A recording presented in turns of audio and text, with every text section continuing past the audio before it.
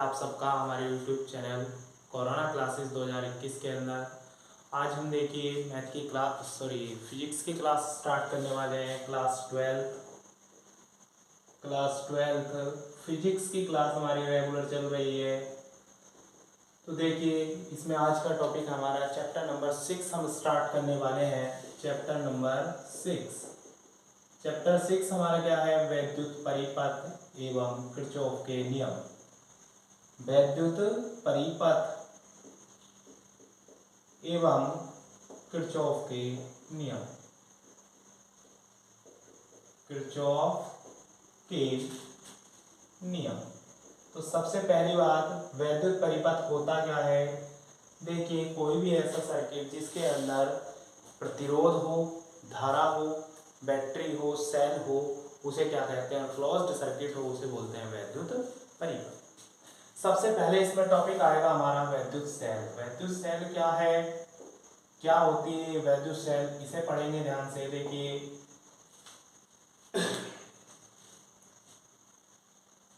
जो फिजिक्स के नियम हैं उनके प्रतिपादन के लिए हम एक युक्ति का प्रयोग करते हैं, उस युक्ति को हम कहते हैं वैद्युत सेल। वैद्युत सेल क्या है? ये कायदे में रासायनिक ऊर्जा को वैद्युत ऊर्जा में रूपांतरित करती है, यानी केमिकल एनर्जी को। कोई भी ऐसी युक्ति जो केमिकल एनर्जी को हमारी इलेक्ट्रिकल एनर्जी में कन्वर्ट करती है, इलेक्ट्रिकल एनर्जी, तो क्या कहलाती है? हमारी वैद्युत सेल। तो वैद्युत सेल वह युक्ति है जो रासायनिक ऊर्जा को वैद्युत ऊर्जा में परिवर्तित करके परिपथ में आवेश के प्रवाह को बनाए रखती है। किसी भी परिपथ में आवेश को लगातार बनाए रखने के लिए एक ऐसी युक्ति का निर्माण किया गया जो रासायनिक ऊर्जा को लगातार वैद्युत ऊर्जा में परिवर्तित करती रहती है। इस युक्ति को हम कहते हैं वैद्युत सेल। अब देखिए इस वैद्युत सेल के प्रकार, ये कायदे में दो प्रकार की होती है। एक होता है प्राइमरी सेल और दूसरी होती है आपकी सेकेंडरी यानी कि द्वितीयक सेल। एक हुई प्राथमिक और दूसरी हुई द्वितीयक। देखिए प्राथमिक और द्वितीयक दोनों में क्या डिफरेंस होता है, क्या कॉमन बातें हैं? देखिए प्राथमिक सेल वे सेल होती हैं जिन्हें एक बार आवेशित करने के बाद आप अगर यूज में ले आए तो दोबारा इन्हें आवेशित नहीं किया जा सकता, यानी ये एक बार यूज होती हैं।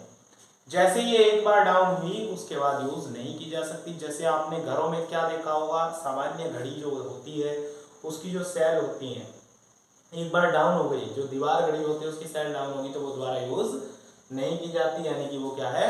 प्राथमिक सेल है।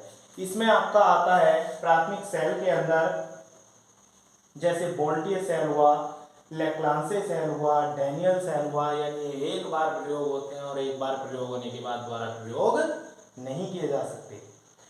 दूसरी बात करते हैं हम द्वितीयक सेल की। तो देखिए द्वितीयक सेल क्या होते हैं? ये ऐसे सेल हैं जो एक बार प्रयोग हुए, हमने चार्ज किए, प्रयोग में बनाए, हमने प्रयोग किए, ये डाउन हुए, लेकिन इन्हें दोबारा से आवेशित किया जा सकता है, यानी चार्ज किया जा सकता है, और इस प्रकार के सेल को हम बोलते हैं द्वितीयक सेल। जैसे कि इसका उदाहरण है सीसा संचायक सेल या क्षारीय सेल। सीसा संचायक सेल या क्षारीय सेल, ये इसके उदाहरण हैं। तो इस प्रकार आपको मेरे हिसाब से स्पष्ट होगा, इसके आप प्रैक्टिकल भी करेंगे लैब में। वैद्युत सेल वह युक्ति जो रासायनिक ऊर्जा को वैद्युत ऊर्जा में परिवर्तित करके आवेश के प्रवाह को बनाए रखती है। दो प्रकार की होती हैं, प्राथमिक और द्वितीयक। प्राथमिक सेल वे होती हैं जो दोबारा उपयोग में नहीं लाई जा सकती, और द्वितीयक सेल वे होती हैं जिन्हें दोबारा से आवेशित करके प्रयोग में लाया जा सकता है। इसके बाद हम बात करते हैं सेल का विद्युत वाहक बल। देखिए सेल का विद्युत वाहक बल क्या होता है?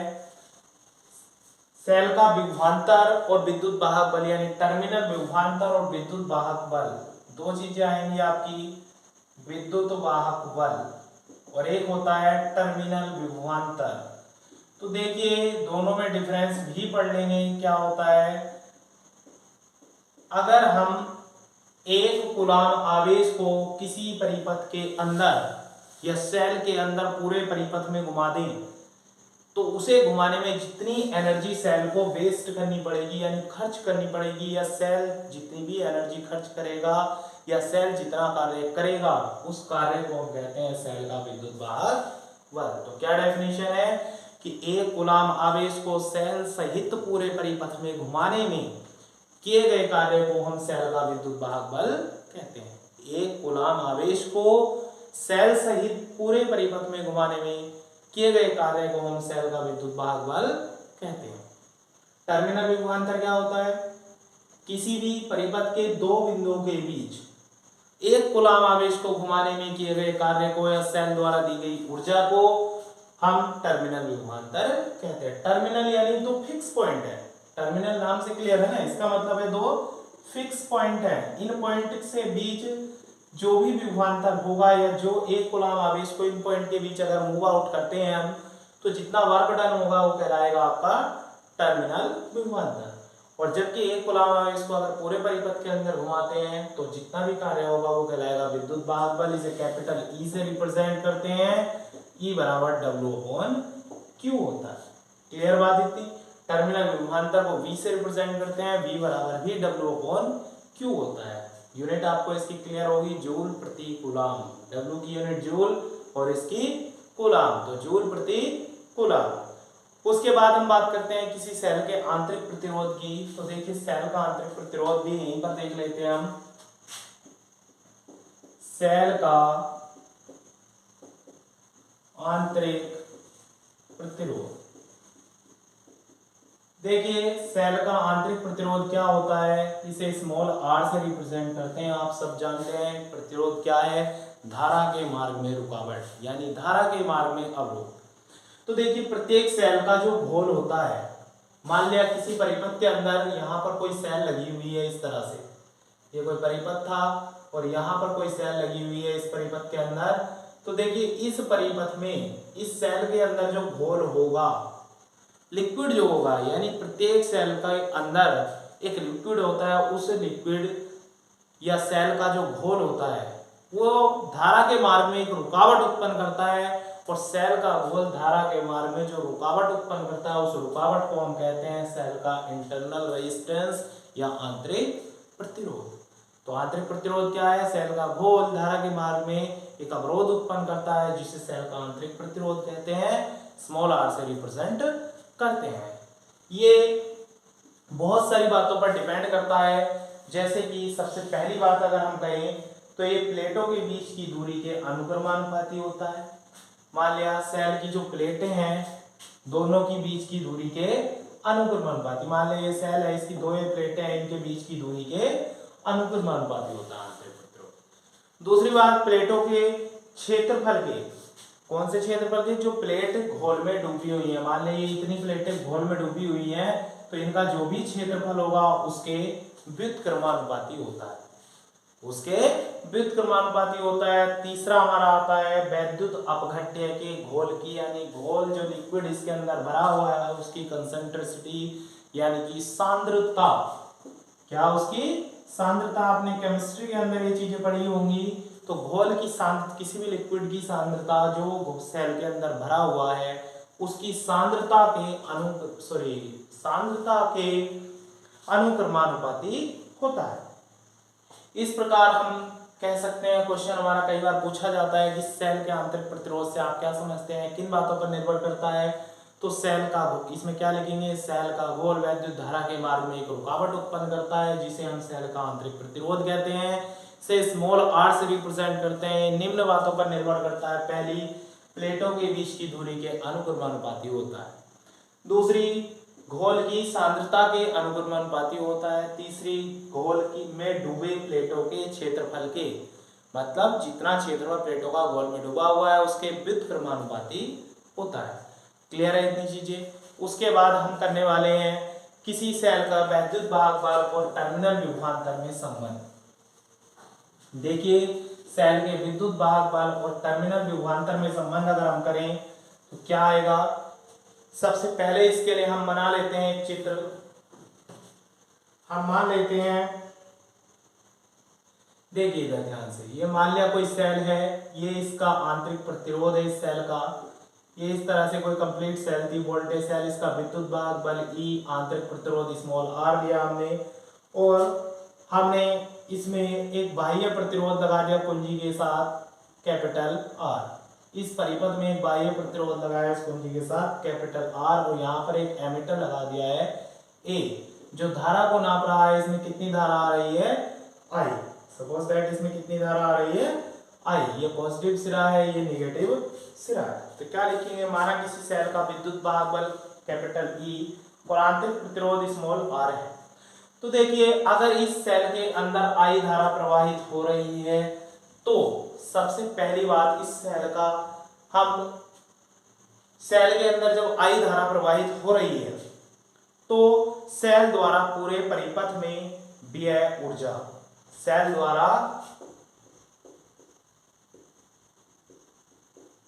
पूरे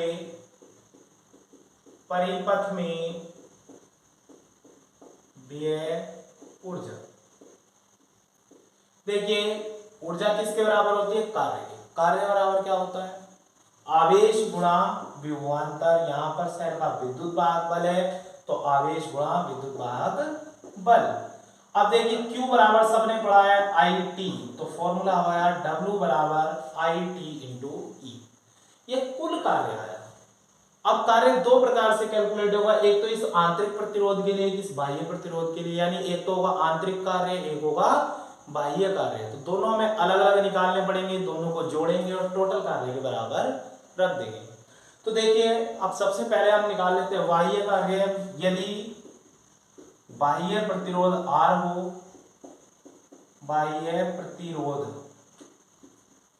कैपिटल R हो, तब सेल द्वारा किया गया बाह्य कार्य यानी एक्सटर्नल वर्क EXT हमने लिख दिया है। कार्य बराबर क्या होता है? आवेश गुणा विभवांतर। हमने मान लिया प्रतिरोध R के सिरों पर विभवांतर कितना है? V। कितना मान लिया? प्रतिरोध R के सिरों पर विभवांतर V मान लिया है हमने। तो देखिए, यहाँ पर कितना हो जाएगा? Q का मान फिर से IT, इसमें भी धारा कितनी आ रही है? I धारा आ रही है यहाँ से मूव आउट होके। तो इसका मतलब Q बराबर IT इसमें भी रखा। ये इक्वेशन नंबर हमारी 2i। अब इंटरनल रेजिस्टेंस हमने सेल का कितना माना है? Small r। यदि सेल का आंतरिक प्रतिरोध स्मॉल r हो और इस आंतरिक प्रतिरोध के सिरों के बीच विभवांतर कितना हो? V डैश या V1, कुछ भी बोल सकते हैं। तो इंटरनल वर्क आपका कितना आएगा? फिर से यही आवेश गुणा विभवांतर, लेकिन इस बार विभवांतर आपको अलग लेट करना पड़ेगा। सपोज दैट कितना है? V dash. तो आप देखिए, Q की वैल्यू कितनी होगी? IT और V डैश। यहां पर ध्यान देंगे, V डैश है आंतरिक प्रतिरोध के सिरों पर विभवांतर, यानी V डैश बराबर क्या होगा आपका? ओम के नियम से IR। R कौन सा वाला है? इंटरनल रेजिस्टेंस, आंतरिक प्रतिरोध। तो यहां पर वैल्यू रखेंगे IR, I और I की गुणा होगी I स्क्वायर RT। ये आपका इंटरनल वर्ग आया है और ये एक्सटर्नल था। तीनों आपकी इक्वेशंस आ चुकी हैं। देखिए, टोटल वर्ग क्या होगा? टोटल वर्क जो होता है आपका, इधर देख लेंगे, टोटल वर्क जो है आपका वो किसके इक्वल होगा? एक्सटर्नल प्लस इंटरनल, दोनों को सम करके इसके इक्वल रख देंगे। टोटल वर्क आपका आया था IT और कैपिटल E। एक्सटर्नल वर्क आपका आया था IT और इनटू में V, और ये आया था I स्क्वायर RT। देखिए, ITE दोनों में से IT कॉमन आ रहा है आपका, यहां बचेगा V और यहां बचेगा IR। सबको दिख रहा है? IT दोनों में से कॉमन है, IT से IT कैंसिल है, यानी E बराबर फॉर्मूला आया है V प्लस IR। ये फॉर्मूला आपका जनरेट होकर आया है। इससे स्मॉल r भी कैलकुलेट कर सकते हैं आप, आंतरिक प्रतिरोध, धारा भी कैलकुलेट कर सकते हैं, विभवांतर भी और वैद्युत वाहक बल भी। सभी चीजों के लिए वैलिड होगा, सब चीजें हम इससे कैलकुलेट कर सकते हैं। तो इस प्रकार आज की क्लास के अंदर हमने बहुत सारी चीजें पढ़ी। वैद्युत सेल पढ़ी, वैद्युत सेल के प्रकार पढ़े, एक प्राथमिक और एक द्वितीयक। दूसरा हमने सेल का आंतरिक प्रतिरोध, सेल का विद्युत भाग बल, टर्मिनल विभवांतर और आंतरिक प्रतिरोध, टर्मिनल विभवांतर और विद्युत भाग बल में संबंध। तो देखिए इस वीडियो को बार बार देखेंगे, अपने नोट्स कलेक्ट कर सकते हैं, आप बना सकते हैं खुद से, क्योंकि खुद से बनाए नोट से आप अच्छे से तैयारी कर सकते हैं। हमारे वीडियो को अधिक से अधिक लाइक करें, शेयर करें, और जिन बच्चों ने अभी तक चैनल को सब्सक्राइब नहीं किया है चैनल को सब्सक्राइब करें, बेल आइकन को प्रेस करें, ताकि नेक्स्ट वीडियो की नोटिफिकेशन आपको लगातार मिलती रहे। Thank you, have a nice day.